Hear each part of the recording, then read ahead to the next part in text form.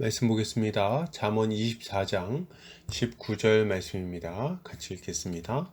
너는 행악자들로 말미암아 분을 품지 말며 악인의 형통함을 부러워하지 말라. 아멘. 잠언 24장 19절 말씀. 악인의 성공에 분노하지 말고 그 형통함을 부러워하지도 말라라는 제목으로 말씀 보도록 하겠습니다. 신자는 악을 행하는 자들을 부러워하지 않고 도리어 그들을 불쌍히 여기는 자입니다. 왜요? 하나님이 베푸신 은혜가 얼마나 큰지, 그리고 악인의 삶이 얼마나 허무한지를 잘 알기 때문입니다. 오늘 본문을 통해서 이에 대해 함께 살펴보도록 하겠습니다. 오늘 잠언 기자는 너는 행악자들로 말미암아 분을 품지 말며 악인의 형통함을 부러워하지 말라고 말합니다. 이것을 타번역본에서는 악한 사람 때문에 초조해하거나 악인을 부러워하지 마라 라고 번역하고 있습니다. 본문은 행악자들로 인해 분을 품는 것과 그들의 형통함을 부러워하는 것을 대조하면서 악인에 대한 신자의 어리석은 반응을 강조하고 있습니다. 이것은 신자가 악인들의 성공을 볼 때 요동하지 말고 믿음을 지켜야 한다는 것을 교훈하는 말씀이라고 할 수 있겠습니다. 본문은 행악자들로 말미암아 분을 품지 말며 악인의 형통을 부러워하지 말라고 말합니다. 여기서 분을 품다는 카나라는 단어를 사용하고 있는데 이 단어는 시기하다, 질투하다 등의 의미를 가지고 있어요. 그리고 부러워하다는 하라라는 단어를 사용하고 있는데 이 단어는 성내다, 노하다 등의 의미를 가지고 있습니다. 그러니까 정리해 보면 본문은 악을 행하는 자들을 보면서 시기하거나 질투하지 말고 그들을 보면서 성내지도 말라고 말하고 있는 것입니다. 이것은 신자가 악인의 형통함을 볼 때 시기하고 질투하거나 불필요한 분노에 사로잡혀서 어리석은 삶을 살지 않도록 권면하는 말씀이라고 할 수 있을 것입니다. 일단 생각해 볼 것은 본문이 악을 행하는 자들을 보면서 시기하거나 질투하지 말라고 말한다는 부분입니다. 아니, 신자가 악인들을 시기하고 질투할 때가 있는 겁니까? 예, 신자도 악인들의 악인들의 성공하고 형통한 모습을 보면서 시기할 때가 있는 거예요. 이것이 바람직한 일이라거나 당연한 일이라는 말은 아니지만 신자도 악인들을 보면서 부러운 마음이 들 때가 있는 거죠. 특히나 어찌든지 간에 정직하게 그리고 성실하게 살려고 애쓰고 있는데 손해를 보거나 어려운 일을 당하면 더더욱 그럴 수 있는 겁니다. 그러나 이런 마음을 자연스럽게 받아들이거나 그 마음을 적절하게 제어하지 않는다면 우리에게 몇 가지 큰 문제가 나타날 수가 있습니다. 먼저는 악인들에 대한 시기 질투 때문에 죄와 타협하게 될 수 있습니다.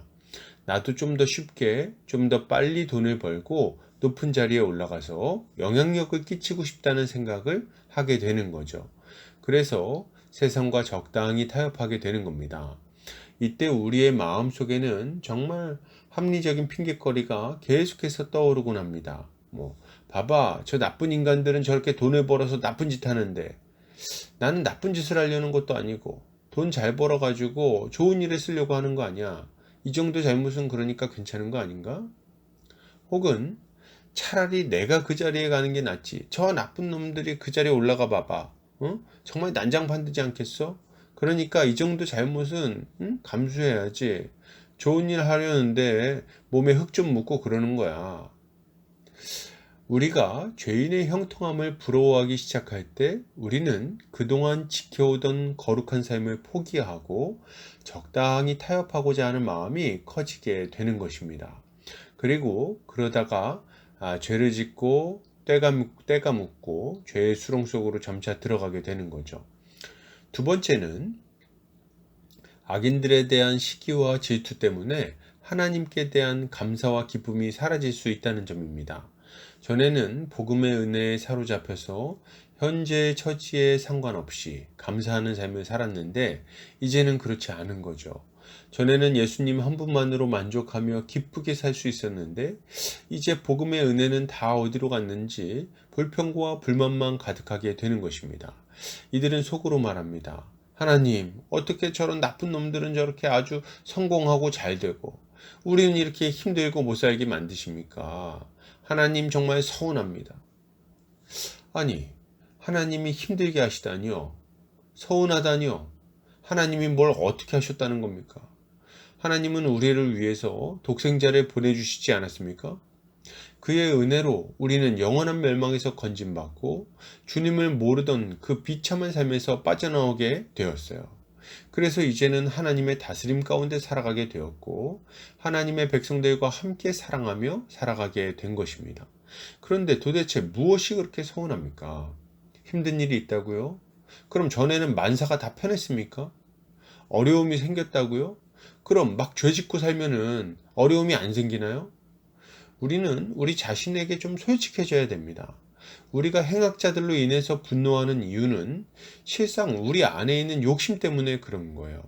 나도 더 맛있는 거 먹고 더 좋은 옷 입고 더 멋지게 살고 싶은데 쉽게 안 되고 시간이 걸리니까 괜히 하나님께 원망을 하는 것입니다. 이것이 얼마나 어리석은 분노입니까? 악인들에 대한 시기와 질투에 사로잡히면 어리석게도 하나님이 베풀어 주신 은혜에 대한 감사와 찬양을 잃어버리게 되는 거죠. 세 번째는 악인들에 대한 시기와 분노 때문에 주님의 명령에 순종하지 못할 수 있다는 것입니다. 이게 생각해보면 당연한 일이에요. 악인들의 모습을 보면서 시기하고 질투하고 분노하는 사람이 그들에게 제대로 복음을 전할 수 있겠습니까? 그들을 위해서 사랑의 수고를 할 수 있겠어요? 또 믿지 않는 자들은 시기하고 질투하며 분노하는 우리를 보고 초월하시는 하나님의 사랑을 발견할 수 있겠습니까? 자신들의 허무한 인생을 후회하고 돌아볼 수 있겠냐는 거죠. 우리를 보면서. 당연한 말이지만 미움과 시기와 질투 안에서는 하나님을 발견할 수 없는 것입니다. 그러므로 여러분, 이것을 생각할 때 신자가 가져야 할 마땅한 모습은 무엇일까요? 먼저 신자는 우리가 그리스도 안에서 이미 받은 은혜가 얼마나 큰지를 다시 한번 깊이 생각해야 되겠습니다. 여러분, 우리는 정말 놀라운 은혜를 받았습니다. 우리는 전에 죄로 말미암아 허무하고 고통스러운 인생을 살던 자들이죠. 이 땅에서는 비참한 삶을 살아가다가 죽은 이후에는 영원한 멸망에 들어갈 수밖에 없는 자들이었습니다.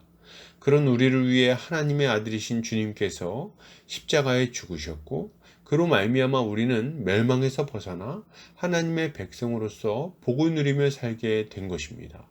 이제는 주님과 함께 평온하고 의미 있는 삶을 살아갈 수 있게 되었어요. 네, 물론 신자의 삶에도 부침이 없는 것은 아닙니다. 그러나 그럼에도 불구하고 신자는 하나님의 다스림을 받으며 기도하는 가운데 어려움을 이겨내고 평안한 삶을 살아갈 수 있게 된 거죠. 그리고 교회를 이루어서 형제자매들과 함께 사랑을 나누고 또 하나님이 명령하신 대로 예배하고 복음을 전하고 가르치는 그런 삶을 살아가게 되는 겁니다. 이렇게 살아가다가 환란이 찾아오면 어쩝니까? 서로를 의지하며 믿음으로 인내하고 성숙의 열매를 맺으며 주님을 따라가는 거예요. 이것이 주님이 우리의 인생 가운데 베풀어 주신 복된 삶인 것입니다. 그러니 초가삼간에 살면서도 찬송하며 살 수 있는 거 아니겠습니까? 신자는 이러한 하나님의 은혜를 깊이 생각하며 우리가 누리고 있는 복에 대해 하나님께 감사해야 합니다. 그리고 악인의 성공과 번영을 부러워하지 않아야 되겠어요. 그것이 얼마나 허무하고 비참한 삶인지를 생각해야 되는 거죠. 그리고 주께 받은 은혜를 저 허무한 인생을 살고 있는 자들에게 전해야 하는 겁니다. 이렇게 할 때 우리는 어리석은 죄의 유혹을 피해 감사와 찬양이 가득한 삶을 계속해서 살아갈 수 있을 것입니다. 결론을 드립니다. 여러분, 불의한 자들의 허무한 삶을 부러워하지 맙시다. 이미 받은 은혜를 기억하고 깊이 감사합시다. 주께서 우리를 통해 그들을 돌이키실 것이고 우리의 삶은 주님으로 인해 더욱 풍성해지게 될 것입니다. 오늘도 주님의 지혜로 승리하는 성도님들 되시기를 주의 이름으로 축복합니다.